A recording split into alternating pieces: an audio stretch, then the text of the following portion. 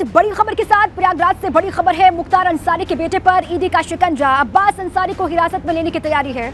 अब्बास से ईडी दफ्तर में घंटों तक पूछताछ हुई। ईडी दफ्तर के बाहर पुलिस फोर्स भी मौजूद है। मनी लॉन्ड्रिंग केस में अब्बास अंसारी से पूछताछ घंटों से लगातार जारी। अब्बास अंसारी पर लटकी गिरफ्तारी की तलवार। अब्बास को गिरफ्तार किया जा सकता है, सूत्र ये बता रहे हैं। बड़ी खबर प्रयागराज से आपके सामने है। मुख्तार अंसारी के बेटे पर ईडी का शिकंजा कसता हुआ जा रहा है। अब्बास अंसारी को हिरासत में लेने की तैयारी हो रही है और अब्बास से ईडी दफ्तर में घंटों तक पूछताछ हुई, ये जानकारी है।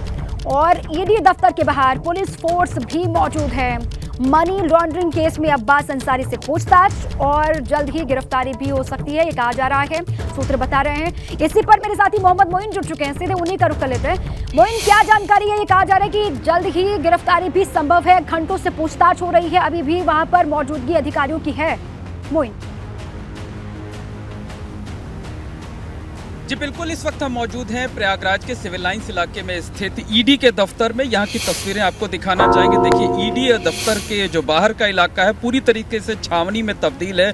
बड़ी संख्या में पुलिसकर्मी यहाँ पर मौजूद हैं, पुलिस की वैन यहाँ पर है और पीछे की तरफ जो गेट है, ऊपर की मंजिल पर जो ईडी का दफ्तर है, ठीक सामने नीचे दो गाड़ियाँ लगी हुई हैं। अभी इनकी हेडलाइट जल रही थी, लेकिन अब हेडलाइट्स को बंद कर दिया गया है।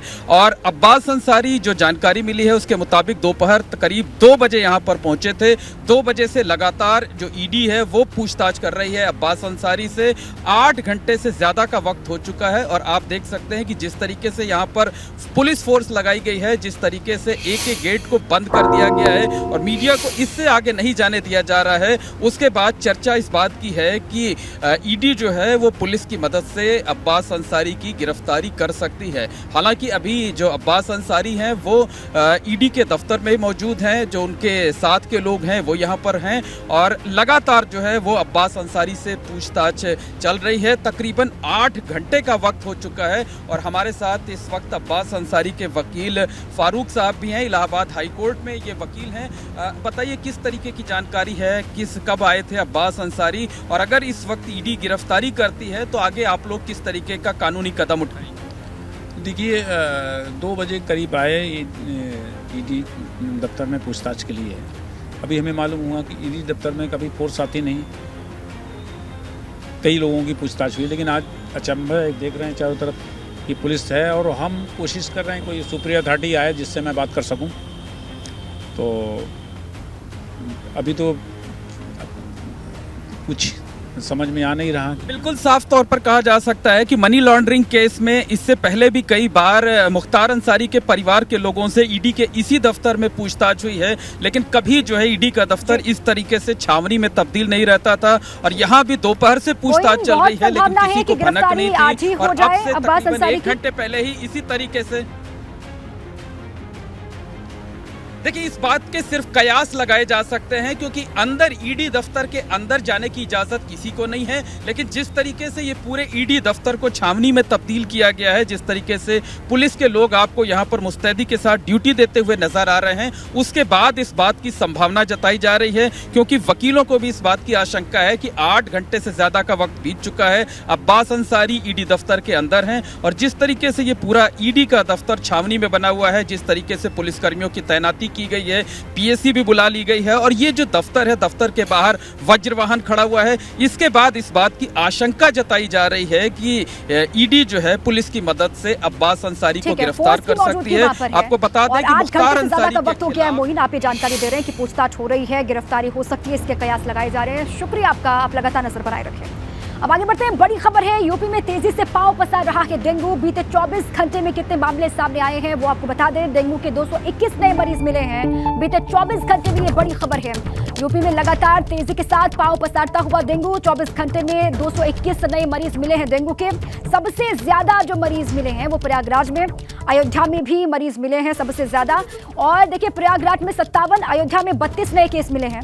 1 जनवरी से अब तक 8011 मरीज मिल चुके हैं। लगातार एहतियाती कदम भी उठाए जा रहे हैं। इसी बीच में बड़ी खबर, यूपी में लगातार मामले बढ़ रहे हैं। बीते 24 घंटे का डेटा आपके सामने है। 221 नए मरीज मिले हैं डेंगू के। सबसे ज्यादा प्रयागराज में हालात खराब बने हुए हैं।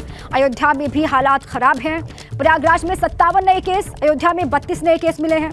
और 1 जनवरी से अभी तक का अगर डेटा उठा करके आप देखते हैं तो 8011 मरीज मिल चुके हैं। कई जिले जहां पर तेजी के साथ डेंगू के मामले बढ़ रहे हैं। सरकारी और निजी अस्पतालों में बेड की किल्लत भी महसूस की जा रही है। अब तक डेंगू से 10 लोगों की जान जा चुकी है और हर गुजरते दिन के साथ मामले बढ़ते जा रहे हैं, जो परेशानी का सबब है। 24 घंटे में 221 नए मरीज सामने आए हैं।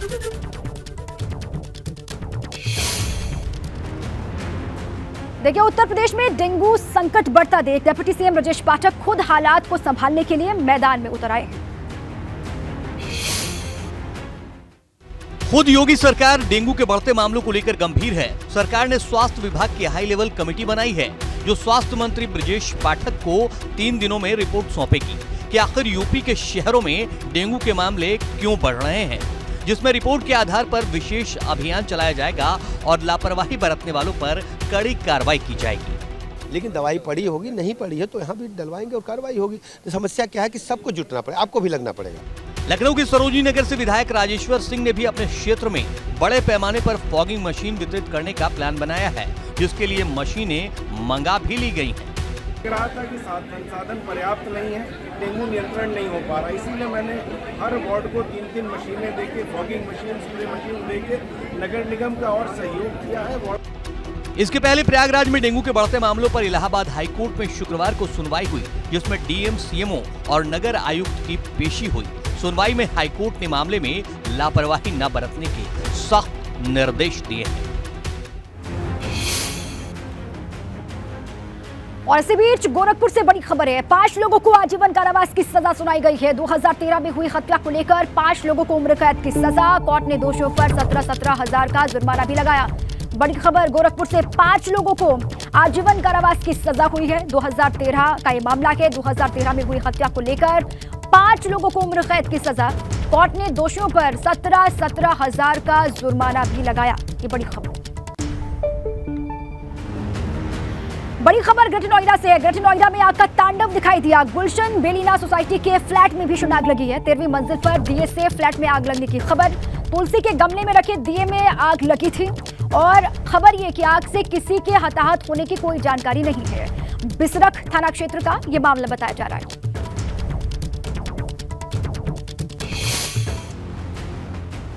और राजधानी लखनऊ से भी बड़ी खबर है। कार में आग लगने से हड़कंप मचा हुआ है। 1090 चौराहे पर कार में भीषण आग लगी। बीच रोड पर आग का गोला बन गई कार। मुश्किल से कार सवार 2 लोगों को बाहर निकाला गया।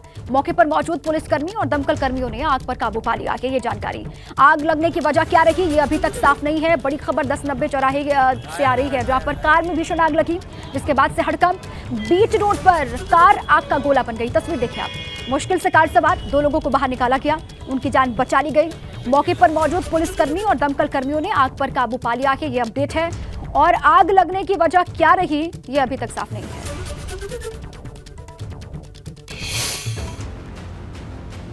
अमरोहा पहुंचे यूपी भाजपा अध्यक्ष भूपेंद्र सिंह चौधरी ने गंगा तिगरी मेले में हवन पूजन किया और उसके बाद मीडिया से मुखातिब होते हुए असदुद्दीन ओवैसी पर निशाना साधा और कहा कि आने वाले वक्त में ओवैसी भी जय श्री राम बोलते हुए नजर आएंगे।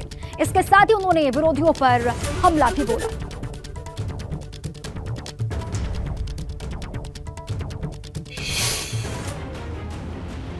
प्रयागराज से अगली खबर है। प्रयागराज में इलाहाबाद सेंट्रल यूनिवर्सिटी के छात्रों का आंदोलन लगातार जारी है। 4 गुना फीस बढ़ोतरी के खिलाफ छात्र लगातार आंदोलन कर रहे हैं और अब इन छात्रों ने यूनिवर्सिटी की vice chancellor professor Sangeeta Srivastava और रजिस्ट्रार एनके शुक्ला के पोस्टर कैंपस में जगह जगह चिपका दिए हैं।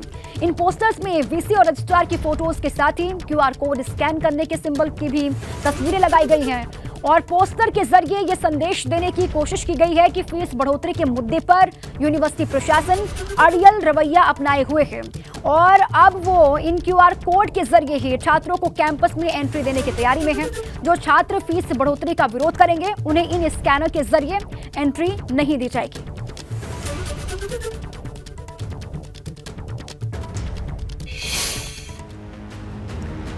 काशी से खबर है। काशी में इन दिनों काशी तमिल समागम के आयोजन की तैयारी चल रही है, जिसको लेकर तमाम इंतजामात वहां पर किए जा रहे हैं। केंद्रीय मंत्री धर्मेंद्र प्रधान ने सर्किट हाउस में प्रेस वार्ता करके बताया है कि 17 नवंबर से 16 दिसंबर तक ये कार्यक्रम चलना है, जहां तमिलनाडु की 3 जगह से लोगों को काशी लाया जाएगा।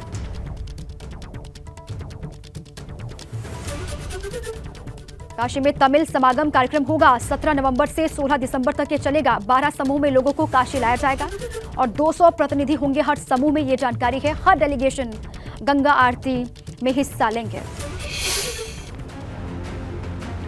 लखनऊ से बड़ी खबर, भाजपा सांसद रीता बहुगुणा जोशी दोषी करार दी गई है। एमपी एमएलए कोर्ट ने रीता समेत 5 को दोषी ठहराया।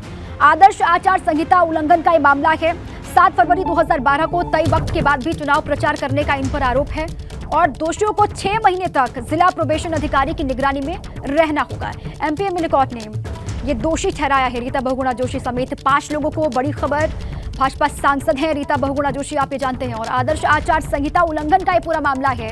17 फरवरी 2012 का ये मामला, तय वक्त जिसके बाद भी चुनाव प्रचार करने का आरोप और दोष सिद्ध किया गया। दोषियों को 6 महीने तक जिला प्रोबेशन अधिकारी की निगरानी में रहना होगा, ये कहा गया है। एमपी एमएलए कोर्ट की तरफ से दोषी ठहराया गया आदर्श आचार संहिता उल्लंघन का ये मामला।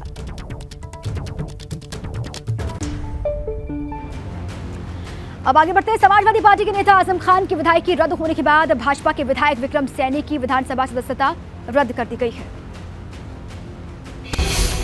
विक्रम सैनी को 2013 में मुजफ्फरनगर दंगों के दौरान भड़काऊ भाषण देने के मामले में मुजफ्फरनगर एमपी एमएलए कोर्ट ने 2 साल की सजा सुनाई थी, लेकिन सजा 3 साल से कम थी, इसलिए सैनी को कोर्ट से जमानत मिल गई।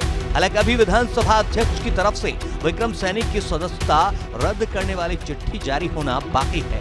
व्हाट्सएप पर आप लोगों के फोन आ रहे हैं, लेकिन लखनऊ से कोई ऐसी सूचना नहीं मिली कि फिर इसके सर एक हफ्ते में यूपी विधानसभा के विधायक की सदस्यता रद्द होने का यह दूसरा मामला है। इससे पहले हेड स्पीच के मामले में दोषी करार दिए जाने के बाद 28 अक्टूबर को सपा विधायक आजम खान की विधानसभा सदस्यता रद्द हो गई थी, लेकिन आजम खान को 3 साल की सजा मिली थी, जिसके बाद आरएलडी अध्यक्ष जयंत चौधरी ने यूपी विधानसभा अध्यक्ष सतीश महाना को चिट्ठी लिखकर आजम खान के खिलाफ कार्रवाई में खतौली से भाजपा विधायक विक्रम सैनी के मामले में संज्ञान लेने की मांग की थी। बड़ी खबर है, ज्ञान माफी केस में कार्बन डेटिंग पर फैसले को चुनौती दी गई है। वाराणसी के जिला जज के फैसले को हाईकोर्ट में चुनौती दी गई है। महिला याचिकाओं ने याचिका खारिज करने के फैसले को हाईकोर्ट में चुनौती दी है। हाईकोर्ट ने केंद्र राज्य सरकार से जवाब तलब किया। एएसआई और मस्जिद कमेटी को भी नोटिस जारी करके जवाब मांगा गया है। सभी को जवाब दाखिल करने के लिए 2 हफ्ते का वक्त दिया गया। हाईकोर्ट इस पूरे ही मामले में 21 नवंबर को फिर से सुनवाई करेगा। जिला जज वाराणसी ने 14 अक्टूबर को अपने फैसले में कार्बन डेटिंग की मांग वाली अर्जी खारिज कर दी थी। अब इस फैसले को हाईकोर्ट में चुनौती दी गई है। 14 अक्टूबर 2022 का फैसला था माननीय डिस्ट्रिक्ट जज साहब का, जिससे कार्बन डेटिंग की एप्लीकेशन रिजेक्ट की गई थी और एएसआई जांच की मांग की एप्लीकेशन रिजेक्ट की गई थी, जिसको बहुत फेमस रूप से कार्बन डेटिंग की एप्लीकेशन कहते हैं। जो कार्बन डेटिंग की मांग नहीं थी उसको कार्बन डेटिंग की एप्लीकेशन बना दिया गया। उसके खिलाफ हमने उसको इलाहाबाद उच्च न्यायालय में चुनौती दी थी। माननीय इलाहाबाद उच्च न्यायालय ने उस पर आर्कियोलॉजिकल सर्वे ऑफ इंडिया को, राज्य सरकार को, अंजुमन इंतजामिया को नोटिस जारी किया है और इस मामले की अगली तारीख 21 नवंबर निर्धारित की गई। खबर प्रतापगढ़ से है, जहां पुलिस टीम और राजस्व की टीम पर हमले की खबर सामने आई है। मामला बेलसंडी गांव का है, जहां जमीन विवाद को सुलझाने पहुंची टीम पर अचानक से धावा बोल दिया गया। मौके पर हुए पथराव में कई लोग घायल बताए जा रहे हैं। उसके बाद पुलिस ने 8 लोगों की पहचान करके कुल 12 लोगों पर केस दर्ज कर लिया है। मौके पर टीम पर हमला हुआ, पथराव किया गया। तस्वीरों में कैद कुछ लोग जिनको हिरासत में लिया गया है और कहा यह जा रहा है कि कुल 12 लोगों पर केस दर्ज किया गया। इस पूरे मामले में कौन कौन लोग और शामिल रहे हैं, सभी की पहचान होगी और उसके बाद सभी पर कार्रवाई होगी, ये कहा जा रहा है। हमले में 2 सिपाही घायल बताए जा रहे हैं। अब तक 4 आरोपी गिरफ्तार किए गए। और अब खबर कन्नौज से है, जहां यूपी पुलिस के सिपाही को दिन दहाड़े पीटा गया। एक तांगे वाले से विवाद के बाद मामला बढ़ गया और तांगे वाले ने पुलिसकर्मी की पिटाई कर दी, जिसका वीडियो सोशल मीडिया पर वायरल हो रहा है। ये कन्नौज का मामला है, जहां पर यूपी पुलिस के एक सिपाही को दिन दहाड़े तांगे वाले ने पीट दिया। विवाद हो गया था किसी बात को लेकर। उसके बाद विवाद इतना बढ़ा कि तांगे वाले से पिट गया यूपी पुलिस का एक सिपाही। ये वीडियो सोशल मीडिया पर लगातार हो रहा है वायरल। मामूली बात, उसी बात पर विवाद और वो विवाद इस तरीके से मारपीट में तब्दील हो गया। सिपाही को पीटते हुए तांगे वाले को आप देख सकते हैं। आसपास लोगों की भीड़ भी है, लोग पहुंचे हुए हैं, इकट्ठा हुए हैं। और यूपी पुलिस का सिपाही तांगे वाले से पिट रहा है। कन्नौज की तस्वीर।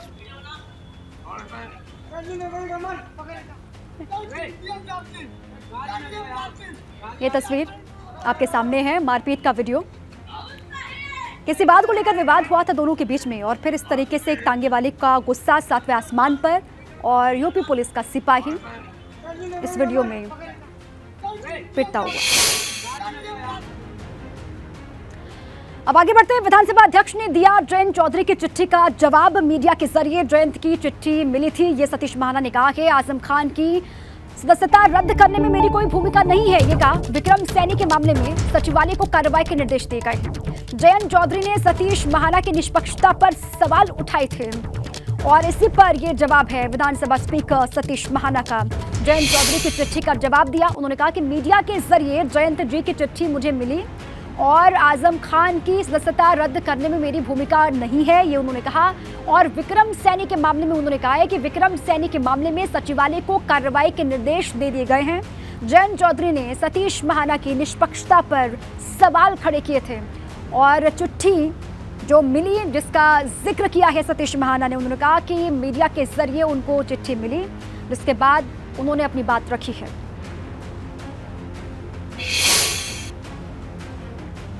यूपी में 11 पीसीएस अधिकारियों के तबादले हुए हैं। कुंवर पंकज प्रयागराज के मुख्य राजस्व अधिकारी बनाए गए हैं। सुभाष चंद्र यादव को भी जिम्मेदारी मिली है श्रावस्ती के एडीएम न्यायिक की।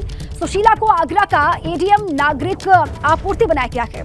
अरुण कुमार गोंड इटावा में सिटी मजिस्ट्रेट बनाए गए। एक बार फिर से उत्तर प्रदेश में तबादला एक्सप्रेस चल पड़ी है। कौन कौन से वो बड़े नाम हैं जिनको इधर से उधर किया गया है, जिनका फेरबदल हुआ है, जिनकी जिम्मेदारियां बदली गई हैं। कमलेश कुमार अवस्थी आजमगढ़ मंडल के अपर आयुक्त बनाए गए हैं। प्रदीप वर्मा संभल के एडीएम वित्त एवं राजस्व बनाए गए हैं। चंद्रशेखर को लेकर के जानकारी है कि अलीगढ़ का सिटी मजिस्ट्रेट इनको बनाया गया और राम अक्षयवर को जौनपुर में एडीएम वित्त का जिम्मा सौंपा गया। राम प्रकाश को महोबा का एडीएम वित्त एवं राजस्व बनाया गया है और राम सुरेश वर्मा झांसी के एडीएम वित्त एवं राजस्व बनाए गए हैं। इसके अलावा रमाकांत वर्मा का नाम है सहकारी चीनी मिल संघ का महाप्रबंधक रमाकांत वर्मा को बनाया गया है।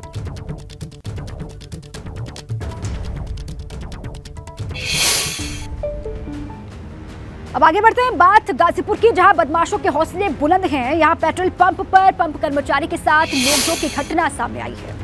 यहां पेट्रोल भरवाने के बाद बाइक सवार दबंगों ने कर्मचारी से बदसलूकी की, आप देख सकते हैं, और फिर हथियार से उन्हें घायल करने के बाद वहां से फरार हो गए। बदमाशों की ये गुंडागर्दी वहां लगे सीसीटीवी कैमरे में कैद हो गई, जिसमें साफ तौर पर पूरी घटना को देखा जा सकता है। अब पुलिस 3 नामजद और 1 अज्ञात के खिलाफ मुकदमा दर्ज करके कार्रवाई में जुट गई है। बदमाशों के हौसले कितने बुलंद हैं गाजीपुर में, इन तस्वीरों के माध्यम से अंदाजा आप लगा सकते हैं। पंप कर्मचारियों को घायल कर दिया जाता है, उसके बाद बदमाश यहां से रफूचक्कर हो जाते हैं।